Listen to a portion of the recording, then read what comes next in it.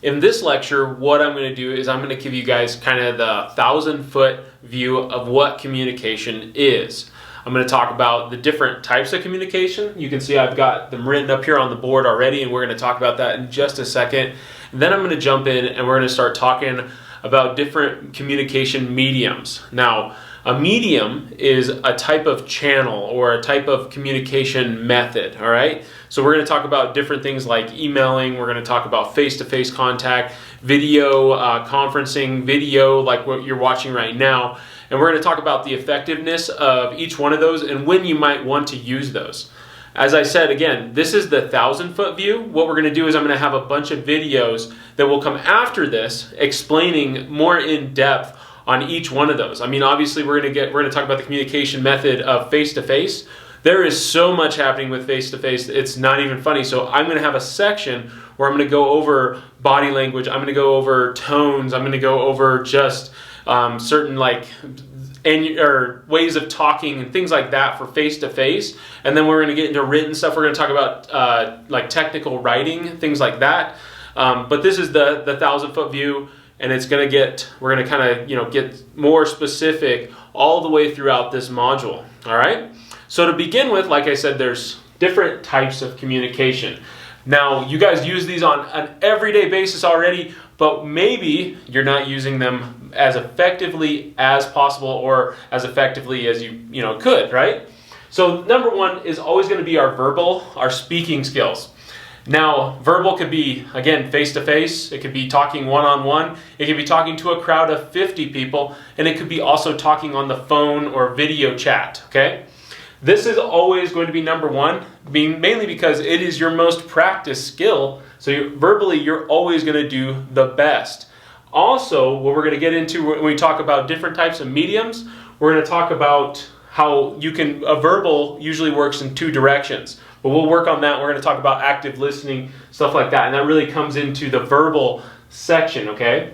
We're going to get into a second, I guess, would be nonverbal. Now, nonverbal would be things like body language. Maybe the fact that you smile when you're talking at somebody, that portrays you and it sends them a message. Maybe you're not even thinking about that message, but it sends them a message. You go in and you're talking to one of your teachers and you act like you don't care and your body language is like whatever.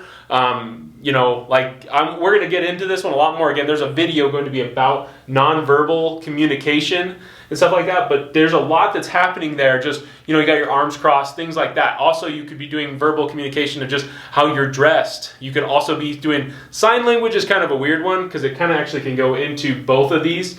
But typically, nonverbal is something that you're portraying that you may not even be thinking about with your whole body, okay? It can also jump into visual, but we'll talk about that in a second. The third one will be written. Written is going to be, I think I was reading something, they said something like 100 billion emails are written every day, or something like that. Written is hugely popular, wildly popular, because you can take it, you can reread it multiple times, you can portray a story, you can also do a how-to manual, you can write a quick message, you can write text messages, something really fast is all done written, okay? And there's a bunch of rules with written. Again, we're going to get into our technical writing and things like that as we go into this. But written is going to be up there. It's not as good as these first two, but it is up there. And if you are very good at it, it's actually better than a lot of these other ones. The last one's going to be our visual communication. Now, visual communication can be the fact that I've got these written up on the board. That's a visual communication for you. I'm communicating that there is 1, 2, 3. Sorry, I even counted wrong. 1, 2, 3, and 4. I'm giving you a best to worst right there, and you're going to maybe visually remember that. Remember, when you're trying to show somebody or communicate something, people remember differently. A lot of people in our class are kinetic learners or visual learners, so this one is actually, for the type of students we have, very popular. While maybe in a traditional college, a written is very popular, and then like a verbal would be very popular too, because they're going to get up and give lectures. But all four of them combined is really what makes it, the best.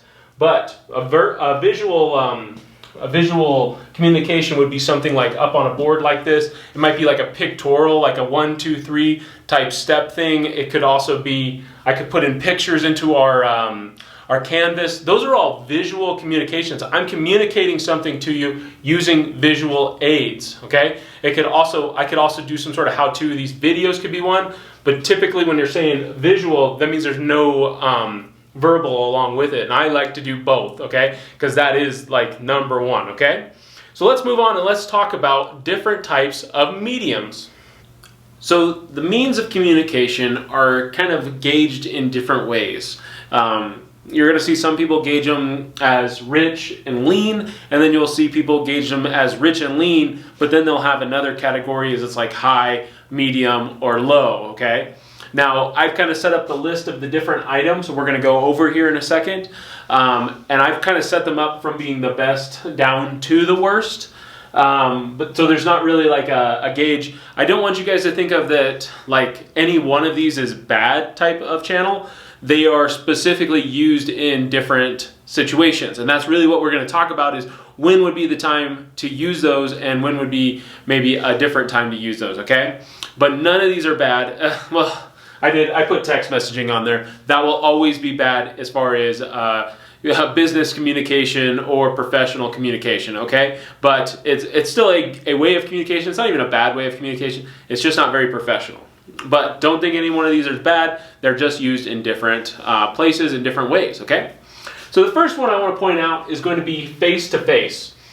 Now, why is face-to-face so good compared to like an email or something like that?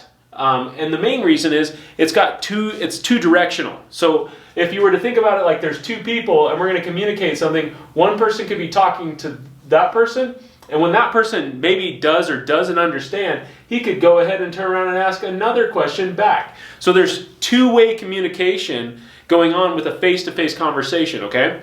The other thing that's so great about a face-to-face is you can, pull in visual references. You can show firsthand. Maybe I'm going to teach you how to tear apart an engine, and I can firsthand show you how to, put the piston rings on, as opposed to here's some pictures and here's some written. You should there's a tool over there. Go figure it out.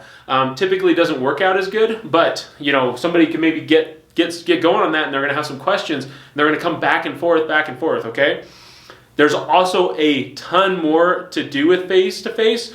Talking about if you've built up a good connection with that person. A common one would be teacher and student. Well, we have a relationship where you can come and ask me stuff and you trust me. So that's going to mean a lot more in the face-to-face. While if I sent you a written document, you might not totally get that.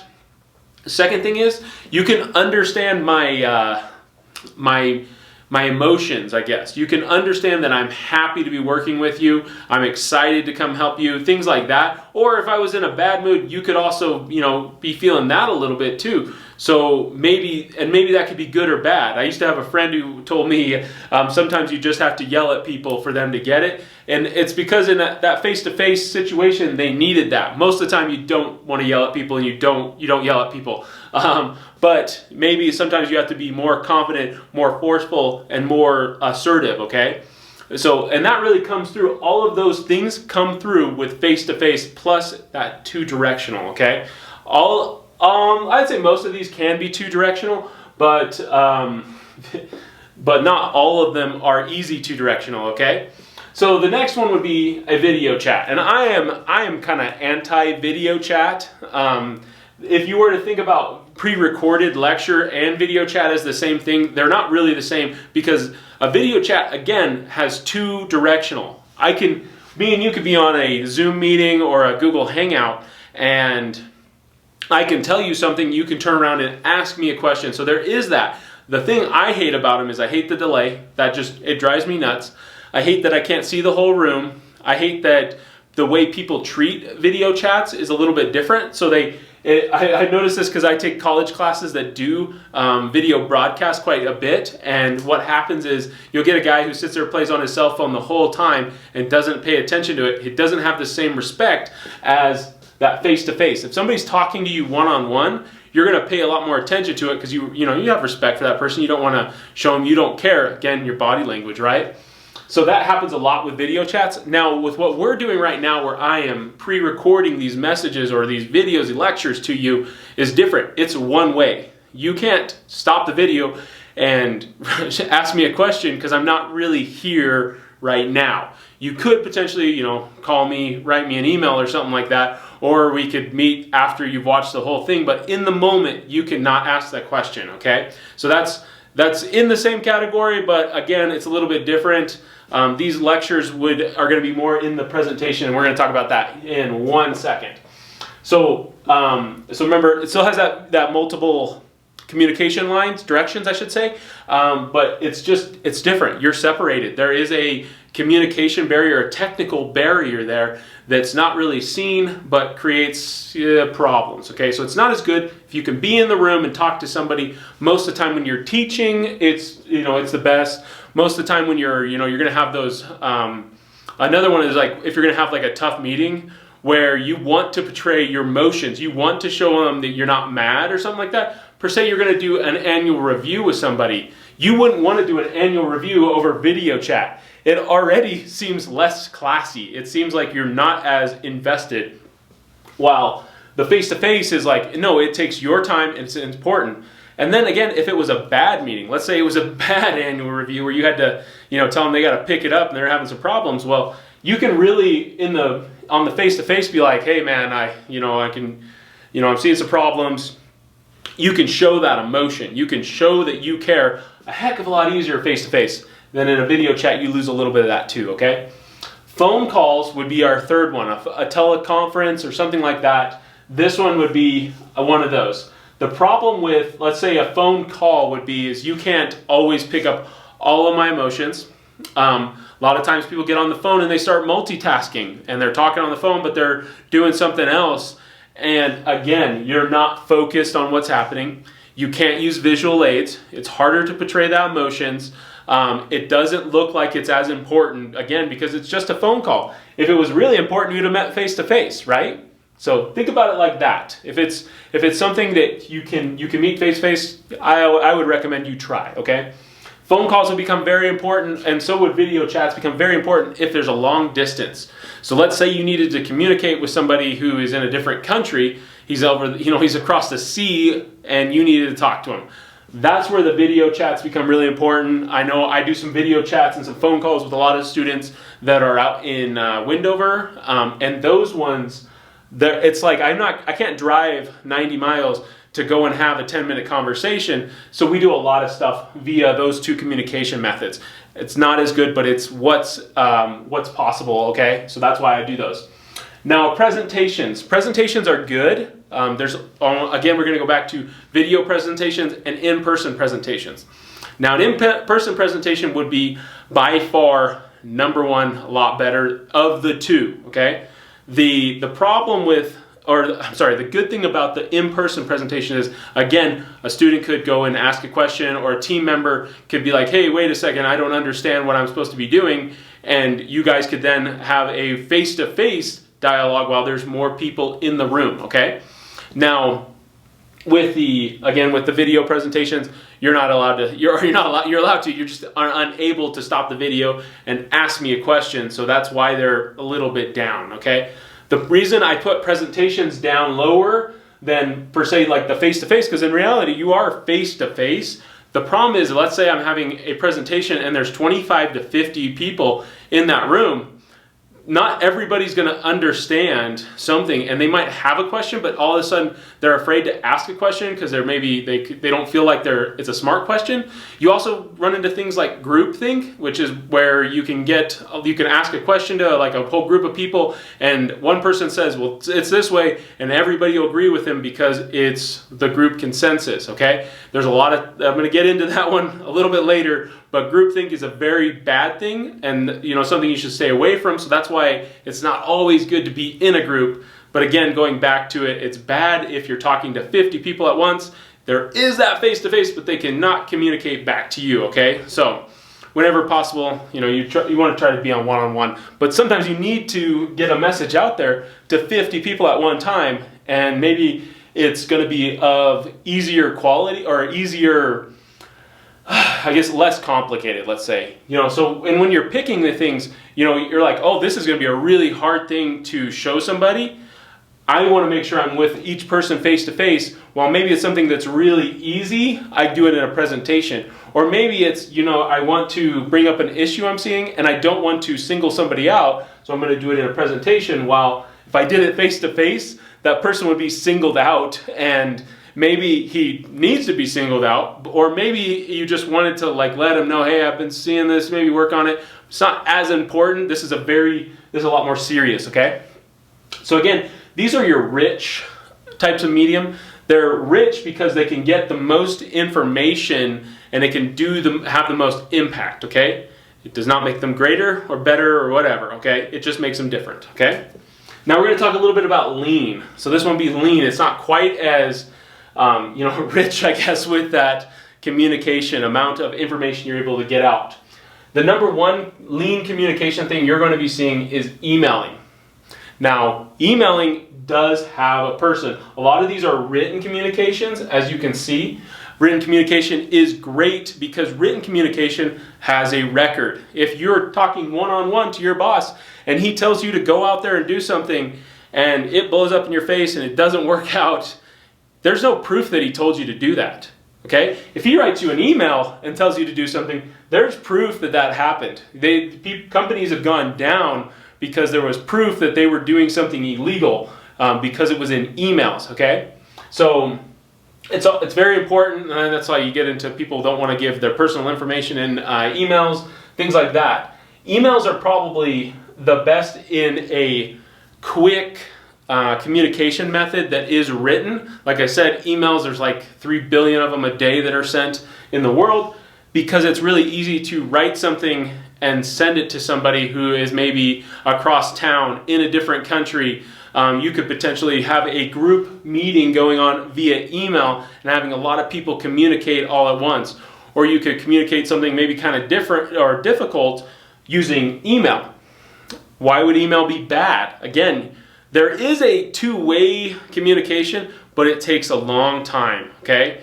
You can also, the emotions that would be behind a message are 100% wiped out with an email.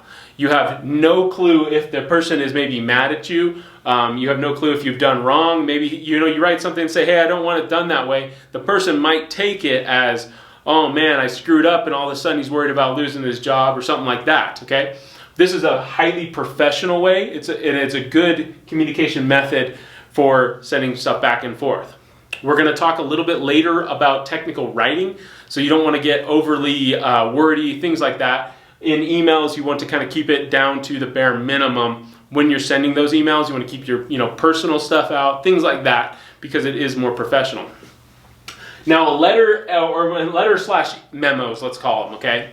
So if you were going to get invited to go to a dinner at a club, they might they might mail you a actual invitation. This makes it seem really formal. So it makes it seem like you are really important. So it plays this really good role in going, whoa, this is serious. There's something more important here. And that's kind of the beauty of that. That's a quality thing. That's cool. If I wanted to impress somebody, I'm going to write them an email and tell them this, or a handwritten card. A lot of times you'll see that sometimes people will write people cards and mail it to them, congratulating, just to show them how it's a very formal thing. It's very serious. You'll see a lot of memos. We're going to kind of talk about memos. They'll maybe get circulated in a company.